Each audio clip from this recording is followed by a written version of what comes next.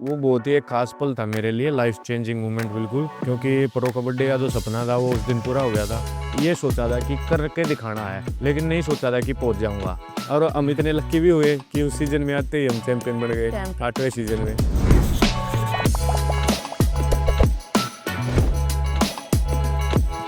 Season 8 में जहाँ पे कबड्डी के लेजेंड अजय ठाकुर, मनजीत चिल्लर थे और जीवा कुमार, संदीप नरवाल और जोगिंदर सर भी थे दबंगली की टीम में, तो क्या फीलिंग थी उनके साथ एसोसिएट होके?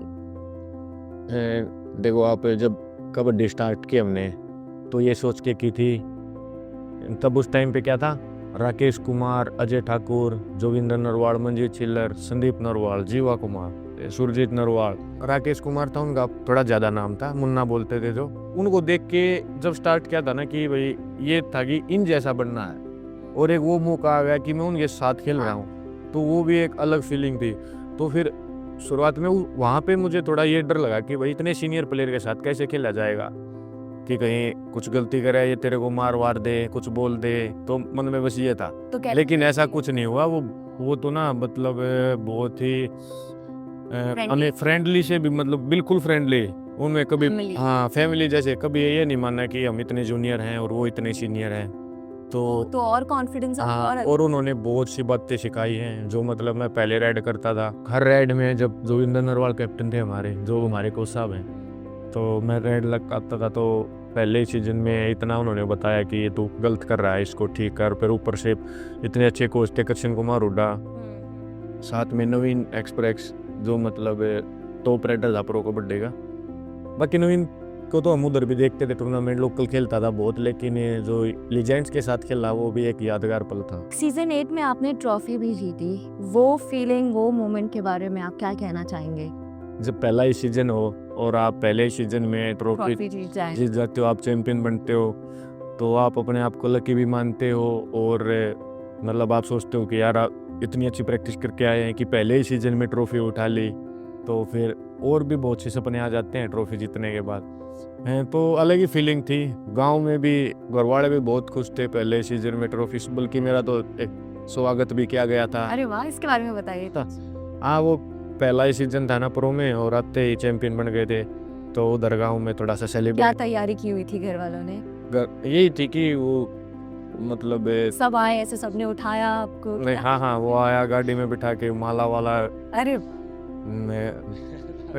और वो गांव में वही प्रोग्राम होते हैं दावत वावत का, कि सभी के लिए दावत लगा दी हो, बस ऐसा ही प्रोग्राम था एक छोटा सा। वाह वाह। अच्छा, आशु, आपकी जो रेडर जर्नी रही है, सुपर आशु से एजेंट आशु जो आप बने हैं, इसमें कितना टाइम लगा बनने में और क्या कितनी मेहनत करनी पड़ी इसके लिए? हाँ, उसके बाद सीजन 8 के बाद जैसे चैंपियन बने थे ना, तो उसके बाद सीजन 9 से लेके और अब तक कंटिन्यू 100% देता रहा हूँ अपना। और ये कोशिश करता हूँ कि प्रैक्टिस है वो बिल्कुल एक कंसिस्टेंसी होनी चाहिए, कि कभी कोई ब्रेक ना हो, डिसिप्लिन के साथ कंटिन्यू प्रैक्टिस करना। कभी इंजरी वगैरह होगी तो अलग बात है, नहीं तो लेकिन पूरा फोकस करके प्रैक्टिस की। ऑफ सीजन में भी मैं उधर पाई ग्राउंड है मेरा, पाई करता हूँ प्रैक्टिस, तो वहाँ भी कोच साहब ने बहुत प्रैक्टिस करवाई, दिलबाग कोच हैं उधर। और प्रो में तो जोगिंदर कोच साहब हैं ही कैंप में, मतलब 9वें सीजन में तो नहीं थे, 10वें 11वें 12वें 3 सीजन जो प्री सीजन कैंप था, उसमें बहुत ही अच्छी प्रैक्टिस हुई है। हर स्किल के बारे में उन्होंने बताया, समझाया। और फिर कैप्टन बना मैं, तब भी मतलब मेरे ऊपर कोई लोड नहीं आने दिया। काफी अच्छे लोग मिले हैं जर्नी। हाँ, आप ये बोल सकते हो कि साथ दिया। अच्छी टीम मिली है, अच्छा कोच मिला है, अच्छी प्रैक्टिस हुई है, जिसके कारण आज यहाँ तक पहुँचे। आशु, सीजन 8 में जब अजय ठाकुर, नवीन और विजय को इंजरी हुई थी, तब क्या माहौल था? हाँ, वो देखो मुझे याद है वो मैच। एक मैच था, उससे पहले नवीन को पहले लगी थी, तो उसको रेस्ट दिया गया था कि रिकवर कर ले। और विजय के शायद प्रैक्टिस में लगी थी एंकल में, और अजय ठाकुर भाई साहब की थोड़ी कमर में दिक्कत थी, थोड़ा लोअर बैक पेन ज़्यादा हो गया था, तो इसके कारण वो भी नहीं खेले थे। तो एक ऐसी सिचुएशन थी कि वही राइडर नहीं बचे थे, तो उस टाइम पे कोच साहब ने हमारे ऊपर ही भरोसा जताया था। जोगिंदर नरवाल कैप्टन थे तब, तो कोच साहब भाई साहब ने ये बोला था कि भाई तो हमने खेलना पड़ेगा, कैसे क्या।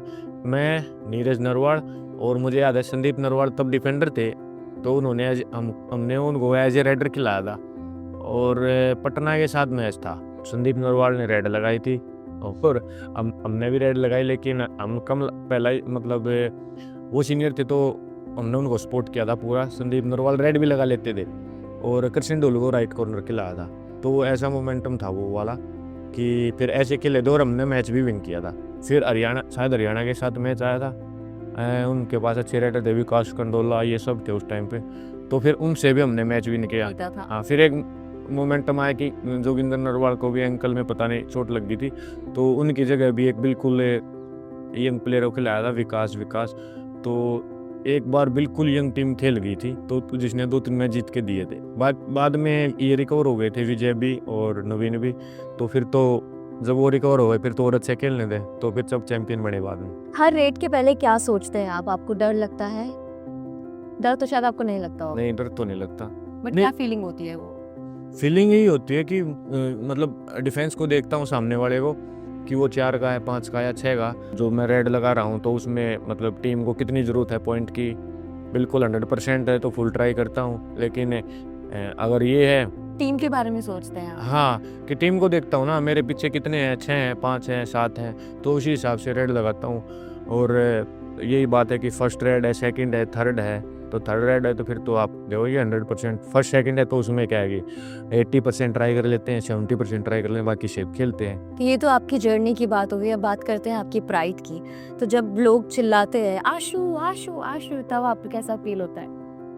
ये फीलिंग तो बहुत ही बेस्ट है। आप जब मतलब मैच खेल रहे हो और आपको सपोर्ट करने वाले इतने आ रहे हैं लोग और इतना प्यार दिखा रहे हैं, तो आपका भी हक बनता है कि आप उनको कुछ अच्छा करके दिखाएं। तो मेरे अंदर भी यही है कि जब लोग मेरा नाम पुकारते हैं और सपोर्ट करते हैं, तो मेरे अंदर भी ये भावना आती है कि भाई और थोड़ा अच्छा करके दिखा, लोग तुझे सपोर्ट करने आए।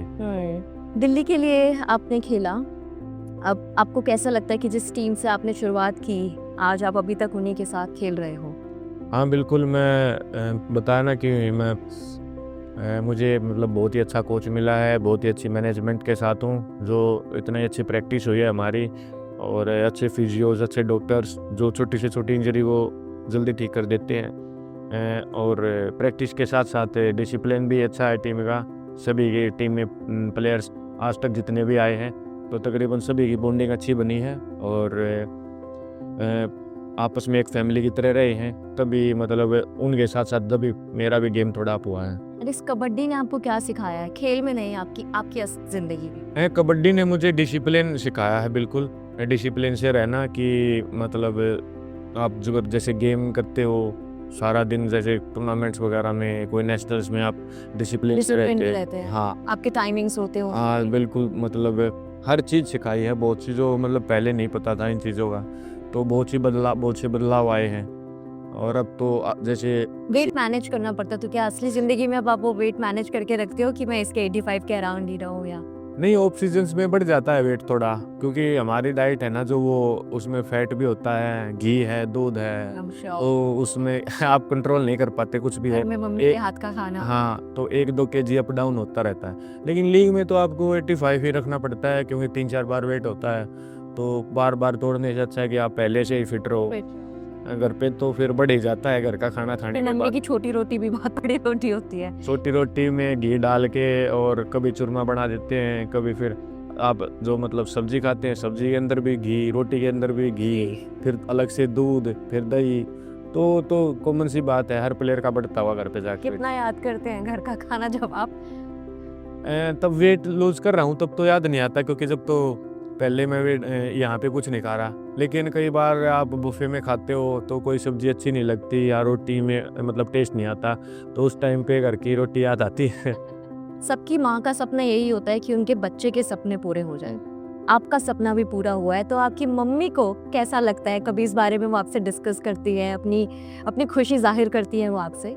देखो, जब घर पे कॉल करते हैं तो मम्मी जी का कॉल आता है, तो उनको खुश मतलब बताने की ज़रूरत नहीं होती, जो उनके चेहरे पे खुशी होती है ना, तो वो अपने आप बता देती है कि वो कितने खुश हैं। और साथ में मतलब जब मैं भी कई बार कोई मैच वगैरह जीतता हूँ या कॉल आता है, तो पहले दादी को कॉल करता हूँ। मेरी दादी है, अच्छा, आप सबसे पहले दादी को कॉल करते हैं? हाँ, 91 ईयर्स की हैं, ओह माय गॉड, बहुत प्यार करती है मुझसे। और अगर 2 दिन के अंदर मतलब कभी आज कॉल कर लिया, कल की तो कोई बात नहीं, अगर फिर कॉल नहीं करूँ ना उनका, या कभी कॉल नहीं उठाऊँ, तो डांट भी बहुत लगाती हैं कि मेरा जी नहीं लगता, तू फ़ोन कर लिया कर।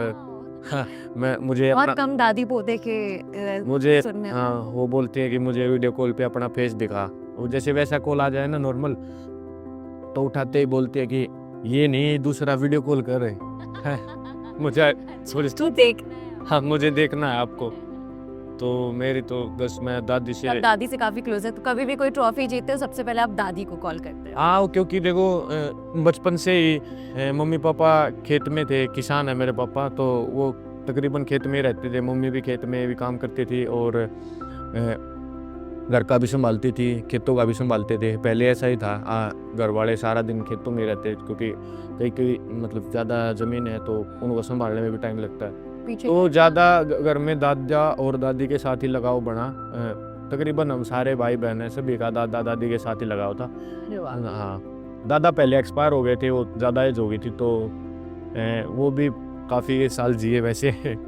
लेकिन अब तो दादी बची हुई है हमारी, सबसे बड़ी वही है फैमिली में, अड़ोस पड़ोस में भी सबसे बड़ी वही है। अच्छा। हाँ, तो उनके साथ ज़्यादा लगाव मेरा। तो ये थे किस्से कबड्डी के आशु मलिक के साथ।